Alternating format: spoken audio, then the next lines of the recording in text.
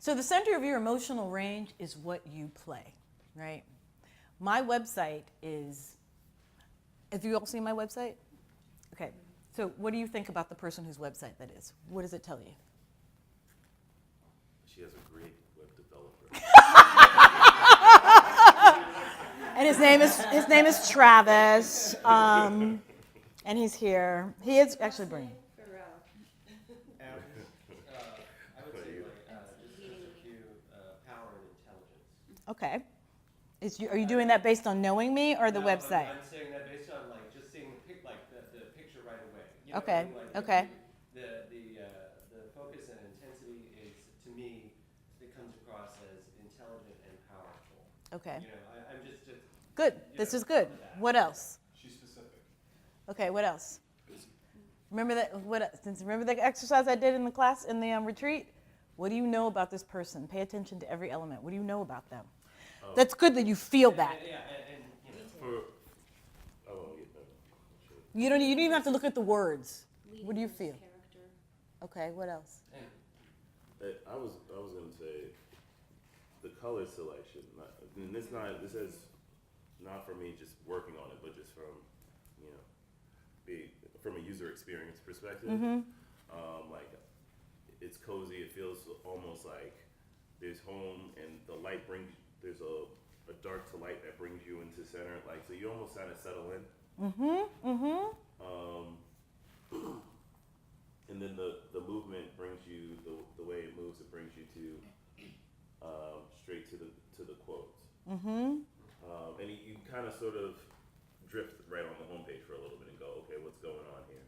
Mm-hmm. Then the next thing is I immediately see that there's a way to get a hold of you before I start going on to anything else.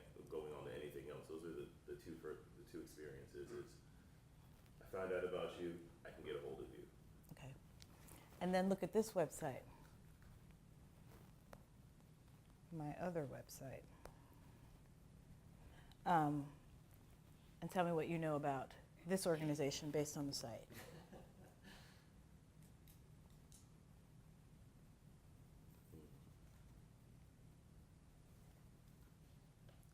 What do you immediately know about this organization? It's a business. That's right. Why? The logo, it's very clean. The color right off the bat tells you. You know, It's gray. the square line. We do business. We're not this person. That's intentional. Okay. This website is not blue. It's very sensible blue. It's just my favorite color. That's why I'm wearing sensible blue today, since you paid your money for some sense. You didn't pay for a bohemian to sit here and talk about Santeria and Wicca and how the universe has centered me. This person might talk to you about that. This person might get new agey and be your guru. And, she's going to play the next door neighbor who's a professor, who's a little kooky, who wears big earrings. It's magenta. It's not blue. Blue says business. Blue says office. Blue says lawyer. Blue says think tank. Magenta says free, powerful, Earth Mother, gold. It's emerald, it's vibrant colors. This is probably a character actor, but a really strong character actor. You don't experience, even without reading anything, just the visual, what you feel from it, you're like, oh, wow, really creative and funky and fun, right? There's another actress who's on Fringe, the light-skinned black girl with the afro. What's her name? I can't think of it now. Her site is genius. Is anybody at IMDb right now? Except for the Flash. That was a genius. The design was good. I want you to look at her. I just look at her website because it tells you something about her, specifically what she's selling, and you can't take your eyes off of her site. What's her name? Is anybody on their iPhone? Can they Google cast of Fringe? Fringe? Oh wait, I'm in it. But, huh? It should give you the cast list. Oh, I'm looking. I don't see it. Oh, duh. What's her name? Jaquisa Nicole. Right? Yeah. Jessica Nicole. Okay. Jessica Nicole. You can Google her on your phone if you want. She has a little problem that we had to fix, is your website should be accessible to anybody, anywhere. As an independent film producer, I'm telling you, things get cast from the iPhone. We even did our auditions. The casting director did the auditions. In our set, we had offices donated to us, which we also use as a set. So usually you're in some abandoned floor in an office building, and the people are doing the auditions over there. The crew is doing setup here, and we're shooting the movie over there. She was like, I'm putting it on the phone. And the director was in a car coming back from a commercial shoot, and he's going to cast tomorrow's crew from the iPhone. If your website is in Flash and he can't see it, you're not getting a job. Period. It's a good thing your designer had the foresight for that. And offer an option on your website for your reel. Your reel, your headshot and your reel should be any place, anytime. If you call me in Germany tomorrow, drunk on the floor, I can email you my headshot, my resume. Because it's on Vimeo, it's on Actors Connection, it's in 15,000, it's in my Dropbox, it's in my iPage. I always have access to it. I can send it from my phone, I can send it from an email, I can send it in a document, I can attach a file. You always have to have access to that. And your website, in lieu of having that, should always have that information completely accessible. So nothing on your website should be hard to reach on a phone or a BlackBerry. Somebody should be able to open the documents. So if they're in a program that's not able to be read on a phone, you're in trouble. And are you saying Flash? I just wanted to just make sure. Are you saying Flash Player is not something? It's not. It's not mobile What are you friendly. using? What is that then? That's JavaScript. So you then just talk to your website designer. You go, can this be read anywhere? Okay. So part of why I showed you the website, see, she's in Flash, so we can't see her website at all. That's fucked. You know a good developer. That's fucked. So, So Java's universal, Flash. yeah, and by the time you get this done, something else may be universal.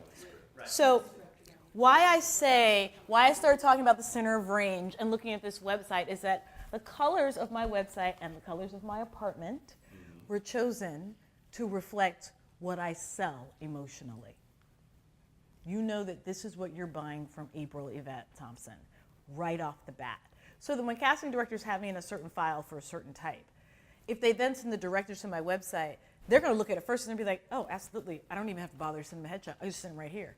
Because I know who she is. Let's work for me, the casting director, in communicating who she is, because this is going to pop up on his phone. And he's going to be like, she is our art curator, like there. Or she's our West Indian woman who sells art. Like, I've been cast from my website.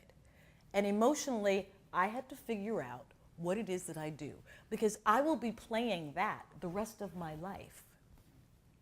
You know, what is this ingenue business? I was 6 and I was a grown woman. I've never really played an ingenue. I've always played this. When I was 6, this is who I was.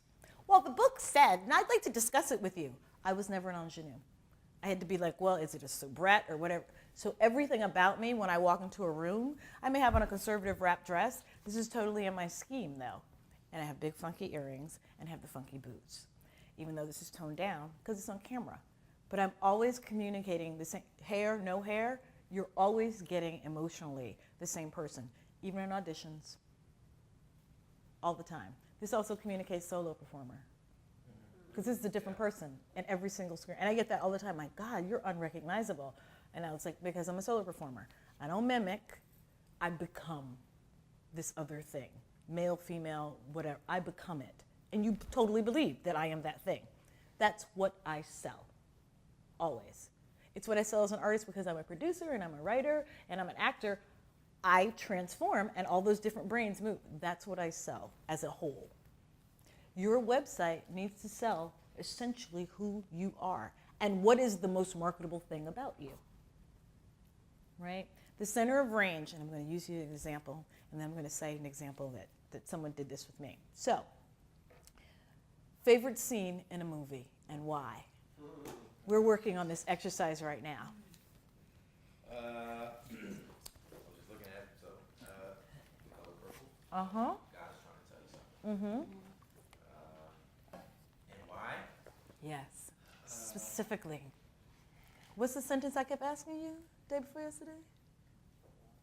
what's the sentence I asked you day before yesterday? What do you feel? What do you feel? What do you feel? I've been dreading this. I know. Thinking, what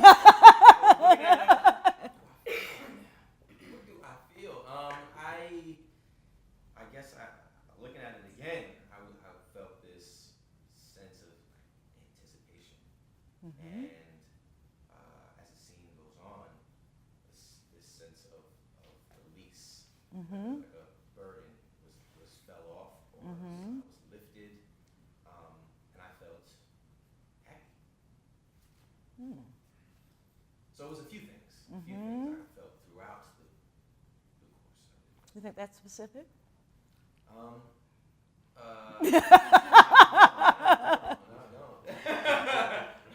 The fifth day that I met with my coach during this exercise, we finally got to, and because I kept having in my mind, oh, it has to be somebody like me, it has to be that, and I was like, and she was like, no.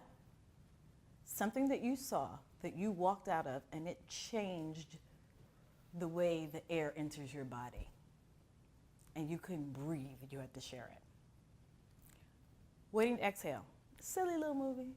Some of the acting was good, some of it wasn't, whatever. It was fun. I went with my 20 black girlfriends from college.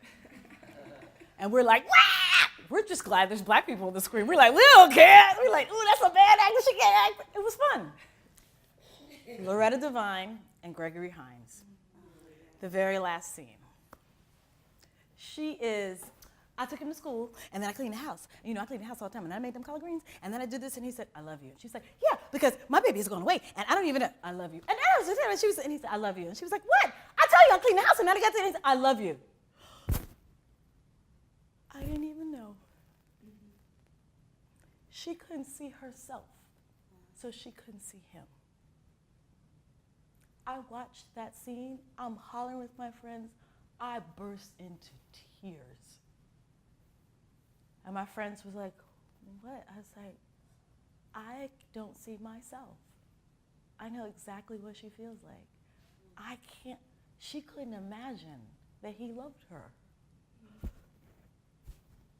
I can play characters who are so amazing. Why wouldn't the whole world love them? They can't imagine anyone loving them. What they do is get it right. They're good girls, they are responsible, they do for the community, they take care of everybody else. They don't see themselves. And everybody around them can be like, you're so amazing. And you're like, I'll just do what I need to do. And it was that moment in which he stopped and made her see herself. She was wiped, she just couldn't stop crying. That was not acting in that moment. That was totally being. Because she goes from, you do? Mm-hmm. Me too, right? I can't watch that. I can't talk about that and that not live in me. So that any role I go to, that is my recurring emotional chord, right? Medea. The first 20 minutes of the play, the director's like, just go in there and cry and just wail. That's the whole first 20, during the half hour, the audiences were at the top of your lungs, screaming. I was like, oh, shit. The first time I realized I didn't see myself. First time I went into a store and my grandfather sent me inside to get his prescription filled, and they kept serving all the Cuban people, which is what they do in Miami, and ignoring me. And I was like 9. I'm still a black kid in the Eckarts. And I was like, I have to, and they walked in front of me, they served everyone. And I was like, my grandfather, and I was like, they don't see me. And then I went, perdón, yo tengo este para mi abuelo. Ay, tú no eres una negrita, tú eres americana. Tú eres americana. Ay, tú hablas español, tú eres cubana, ¿no? Ay, no eres una negrita. Oh, she's not black, she's not a little nigger. She's a Cuban, we can speak to her. And I went back out to the car, and I said to my grandfather, who was white, I was like, they wouldn't serve me because I didn't speak Spanish. And he said, you're too black and you're too wonderful. They don't know what to do. And I cried. That was the first time someone didn't see me and I didn't matter. That is a recurring chord, right? I can go into any audition and my spin, Medea, oh, I've given everything and no one sees me. I'm just a bald-headed slave who they can just discard whenever they want. Tears, I could give you 30 minutes of tears every single night, 8 shows a week. And I did. Because that is where I live emotionally. That's a chord for me. When you watch a film, it's not about this exposition of a scene. It's about what is at stake here for this character. How are they changed by the end of the scene? What has it cost them? What have they lost? What have they learned? And those are archetypal things. Loss of justice. You know, if you're being taught Meisner properly, yes, said it. By the end of your second year, your teacher is saying, now we've examined your chords. I would like you to move, even by the first year. So through the first semester, you've had different activities and you've explored humiliation. My humiliation exercise was putting blackface on my face in front of my entire class. It was all white. I was like, oh. And my teacher said, okay, we've got humiliation. That's about 180 degrees. You know how to do that. So next time you need to access humiliation, that's the chord you pluck, right? Sensuality and being desired. Woo! Took me 3 years to get to that exercise. No clue. And my teacher said, that's your chord. Every film, every play. I couldn't read a novel. I read Edwidge Dandicott novels about Haitians and boats dying and his father having to let the child live and jumping in the water with the sharks. I could be on the subway weeping. Wole Soyinka, Death and the King's Horseman.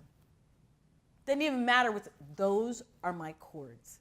So you watch films and you read books and you watch plays and musicals to figure out what gets you right here emotionally, because that's going to be the source of your work. That is going to be the source of your specificity. And when I'm working with a student, like the student I was talking about, Frank, once I figured out what his emotional chord was, pladow. We could put together a whole series of plays and movies, did his reel. I was like, this is where you live. And he said to me, it was Rocky was one. I don't recall the other movie. It was like some crazy comedy with Bill Murray. It wasn't Lost in Translation. It might have been Groundhog's Day. And I was like, what about Groundhog's Day? And he was like, dude, everybody thought dude was a weirdo. Everybody was just like, and he was really funny, but his funny came from being on the outside and everybody thinking he was an idiot and a loser. I get that. And I was like, and then Rocky, he was like, the guy who's not supposed to win. I was like, that's your chord. Everything that I gave him from then on. I could talk to him about the work from that. I could say, Benedict is making these jokes. He's not going to get Beatrice because he's the guy that never gets her. Lights came on, his Benedict was hilarious because he got the guy that's not supposed to get it. Even though looking at Frank, really good-looking kid. Really good-looking, sort of Italian, Jewish, like Beastie Boys, but really hot. Kind of I was like, you're hot. He was like, nah. I was like, dude, the blue eyes, the Italian thing, it's hot. It's hot. He was like, nah. And I was like, you think you don't get it when everybody else around you. I was like, I understand that. And I could just say to him, and it got to the point where I was like, okay, bring me something back. It's Rocky. She's going to leave you if you don't win. Woo! He could go right to it. That is going to be his emotional chord his entire career. That is never going to go away. But you got to know it. And some of it, and so I tell my students to get into therapy. Not just because you're crazy. Because that thing that we talked about, and you are, we all are. I mean, the goal in life is to find somebody who's crazy is akin to your crazy and it all works out. But there's twofold in the process of being in therapy. And I got an email from a classmate of mine asking me about the Landmark Forum. And I was like, cult group therapy, get a good therapist who's focused on you, who has a degree, who can help you solve problems. Those people don't have degrees. They took a bunch of workshops. And it's a pyramid scheme. That's great. You want to make some money? Go do it. You want to work on your stuff? You want to get out of your own way? And actors get in their own way all the time. I mean, I do it. Nobody's ever going to love me. Nobody's ever gonna. This actually happened to me last week. Nobody's ever gonna love me. That's my emotional chord, and now I'm gonna write about it in the scene. Nobody's ever gonna love me. It's Valentine's Day. I need to change the scene. Meanwhile, hello. You are so pretty. I see you all the time. I was like, and that's what happened to her. Oh my God, she is his beloved. His brother, steady like, he's like, I've been seeing you in the gym for 2 years now. I was like, oh, I can't write about my chords. Nobody wants me. It's the craziest thing ever. Like crazy. And then he was like, he clearly could not get my attention. So he was like, what you doing? I was like, my play. And what happened to her in the play? And then she was like, that is beautiful. And I was like, I know somebody loves her. And he was like, but you fine. I'm trying to love you. And I was like, oh my God, that's my chord. I could play that in the dark with a broke leg and not having eaten in 3 days. Once you know that that is your way in. And once you know how